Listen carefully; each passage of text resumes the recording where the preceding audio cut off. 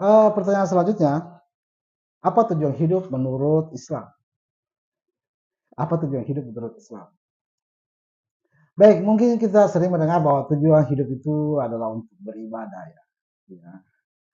Itu adalah hal yang keliru, itu hal yang sifatnya parsial melihat ya, sangat sempit melihat ya. Kalau dikatakan tujuan hidup itu ibadah. Jadi manusia diciptakan oleh Allah Subhanahu wa taala ini untuk dirahmati, untuk disayangi sepanjang namanya manusia. Jadi di dunia ini sebentar sekali kita di dunia ini, dan Allah Subhanahu wa taala menciptakan kita di dunia ini untuk disayangi.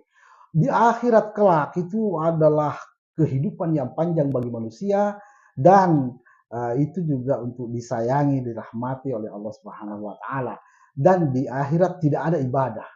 Ya, tidak ada ibadah lagi. Jadi karena itu manusia diciptakan bukan untuk ibadah, karena di akhirat yang kehidupan yang sesungguhnya tidak ada ibadah di sana.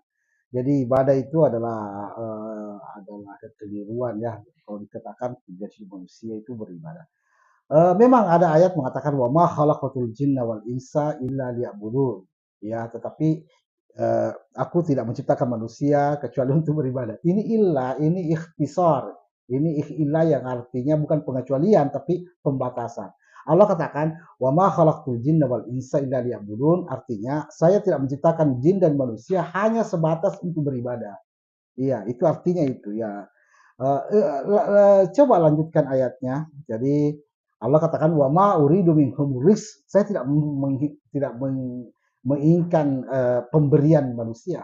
Wa ma uridu ayyut'imun. Saya juga tidak ingin diberi makan oleh manusia. Jadi Allah tidak ingin ibadahnya manusia, Allah tidak ingin diberikan pemberian oleh manusia, dan Allah tidak ingin diberi makan oleh manusia. Jadi Allah tidak butuh ibadah manusia. Karena itu tujuan Allah itu memang tidak untuk beribadah. Menciptakan manusia bukan untuk beribadah.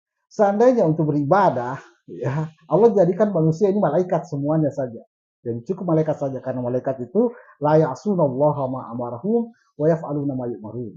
Ya, tidak bermaksiat kepada Allah dan menjalankan semua yang diperintahkan. Karena malaikat itu yusabbihuna al-laila wan nahara la yafturun. Malaikat itu bertasbih siang malam tidak berhenti.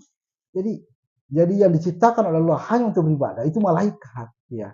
Tetapi kalau manusia, Allah menciptakan manusia itu untuk disayanginya, untuk dirahmatinya, dan hendaknya manusia menjadi rahmatan lil alamin. Lihat saja Rasul diutus untuk apa?